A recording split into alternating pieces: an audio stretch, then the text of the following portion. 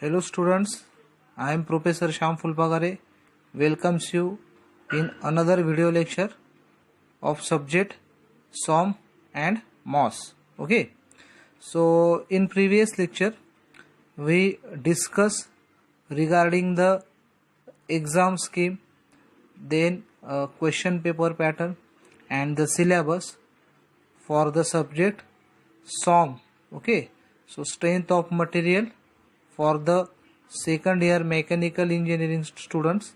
Okay, third semester for the diploma 3I scheme. Okay, and MOS for the civil engineering second year student. Okay, we will discuss the chapters and the detailed syllabus as per our MSBT concern. Okay, so now from this lecture we will actually start the teaching. Okay, so now in today's lecture we are going to discuss the chapter number 2, okay, which is having the simple stress and strain. Okay, chapter number 2. The weightage for the chapter is near about 10 marks. Okay, we will make the common lectures for the syllabus which is common for both the subject. Okay, so in previous lecture I was already told you that near about 80% syllabus is common for both the subject. Okay, so for that syllabus I will conduct the common lecture. Okay, and for the topics which are different for the both subject, so I will make different video lecture for that. Okay, so let us start. So before starting, okay, so there are some basic terms, okay, which are from the chapter mechanics. Okay, so these terms are also given in the syllabus. Okay, so first term is the equilibrium. Okay, so definition of equilibrium. Okay, so sometime this definition will ask for the 1 marks. Okay na, so we know what is the equilibrium and what is the difference between equilibrium body and the rest body. Okay na, so when there is number of forces acting on a body. Okay na, so when number of forces acting on a body, okay, and still the body remains at the rest, then we will call that body as the equilibrium body. Okay na, so we know effect of force on the body. Okay na, so when force is applied on the body is start to move in the direction of force. Okay na, but in case of equilibrium what happen, even we apply the force on the body and still body is at the rest. Okay, so such type of body is called as the equilibrium body. Okay, so this we already studied in the chapter equilibrium. Okay, on the subject in subject mechanics, engineering mechanics. Okay na, so now second term is rigid body. Okay, sometimes there is asked a definition of the rigid body and deformable body in the exam. Okay, so weightage for rigid body, definition of rigid body is for the 1 mark. Okay, and deformable body it is having the weightage 1 mark. Okay na, remember if question asked on this topic, then both definition will ask in the exam. Okay na, so now let us discuss what is the rigid body. Okay, so rigid body, it is an imaginary body. Okay, it is such type of a body. Okay, when we applied the force, okay, so it will doesn't show any deformation. Okay, or you can say deformation for the rigid body is always 0. Okay na, so as per definition, okay na, a solid body in which deformation is 0. Okay, or it is 0 so that it can be neglected. Okay, suppose this is your body. Okay, so all of you know the body is made up of these small molecules. Suppose I am considering these are the small molecules. Okay, so depending on the body there is a fixed distance between these two molecules. Okay, so any two molecules there is a fixed distance. Okay na, and when we apply the external force on this body, so what happens, when body changes its shape, the distance between these two molecules or these two molecules is getting changed. Okay, but in case of rigid body what happen, okay, if we applied the external force, okay, but this distance will always remains constant, or this distance will never change. Okay, so such type of body is known as a rigid body. Okay, so distance between any two points on the body or any two molecules in the body is always remains constant. Such type of body is known as a rigid body. Okay, and now deformable body. Okay, so any body, okay, when we apply the force, okay, then its shape will change. Okay na? Okay, so the body which changes its shape, okay, when external force is applied on it, such type of body is known as the deformable body. Okay, so now next topic we will consider types of load. Okay, so types of load, we already studied types of load in mechanics. Okay, so again we revise here. Okay, so first type of load is the axial load. Okay, so I am drawing here a body. Suppose this is a rod which is having length L and diameter D. Okay, so and there is there is an axis present in body. Okay, so axis is imaginary line which is passing through the center of the body.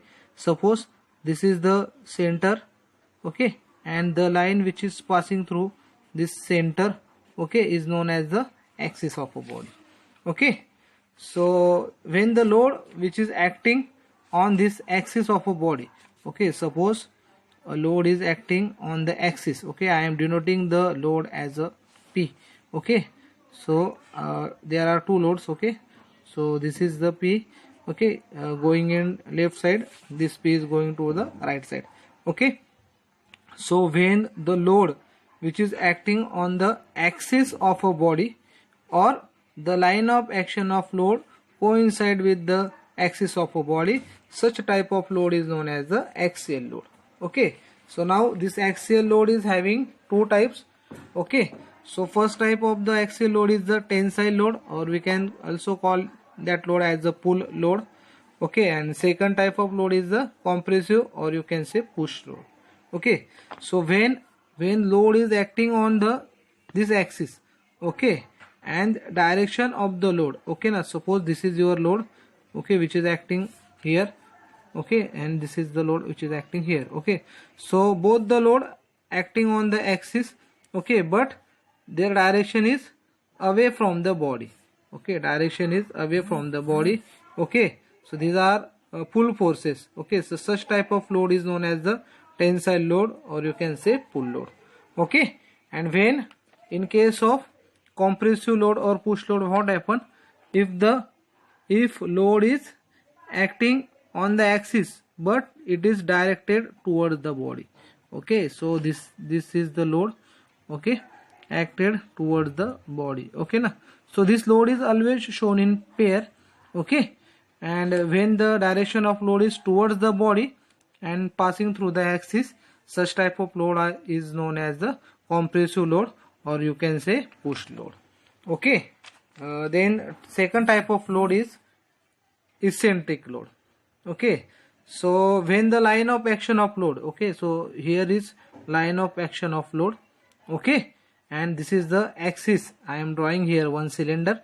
Okay, so this is the axis of cylinder and this is the axis of load.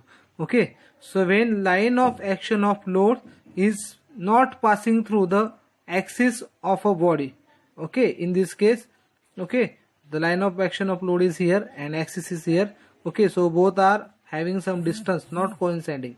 Such type of load is known as the eccentric load. Okay, and the distance between, suppose this is your neutral axis. Okay, now the distance between neutral axis and line of action of load, this distance is known as the eccentric load, which is denoted by letter E. Okay, and the distance between these two axis and line is known as the eccentricity. Okay, na, so eccentricity, it is the distance between axis of a body and line of action of a load. This distance is known as the eccentricity. Okay, then next type of load, this is the shear load. Okay, so in case of shear load, what happen? The load which are acting on the body they are parallel to each other. Okay, so here line of action of this load P is here and line of action of this load is here. Okay na?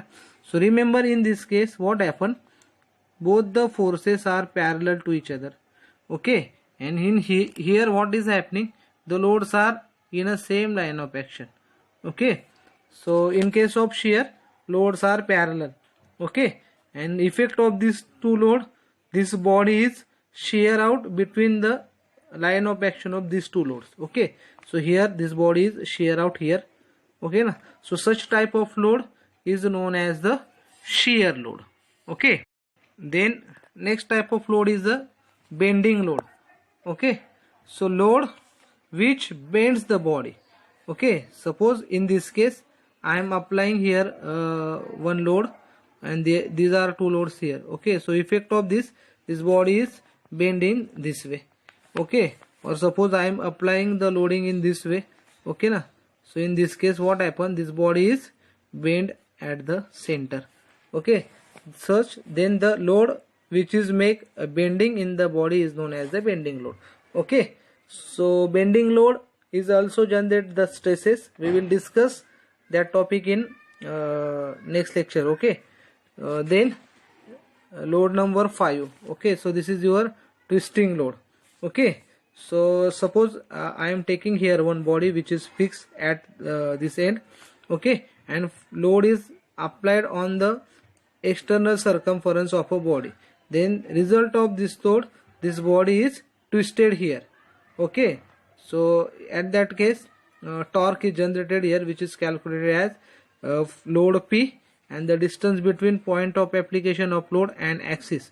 So this is the radius of that rod. Okay, so in this way torque T is equal to P into R is calculated. Okay, so up to this we will discuss only the types of load. Okay, so in next lecture we will discuss the stresses and its type. Okay, thank you.